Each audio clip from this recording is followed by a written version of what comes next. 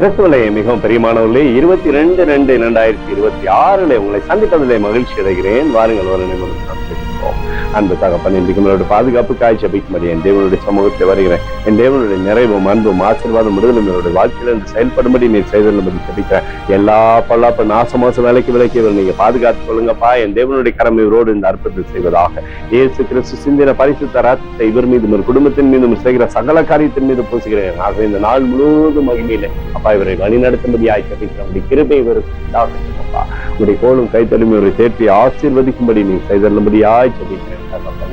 2 Samuel 7:11 கர்த்தர் உனக்கு வீட்டை உண்டு பண்ணுவார் என்று சொல்லி எழுதப்பட்டக்கூடிய வார்த்தையின்படி இவருக்கு ஆசீர்வாதத்தை தேவனுடைய மகிமையில இவரை நடத்துகிறேன். பாதுகாத்து இவரை உயர்த்துங்க. இயேசுவின் நாமத்திலே ஒப்புக்கொண்டு ஜெபிக்கிறேன் நல்ல பிதாவே, ஆமென். பிரியமான ஜெப பங்காளரே, ஒரு நிமிடம் நம்ம இந்திய தேசத்துக்காக ஜெபிப்போம்.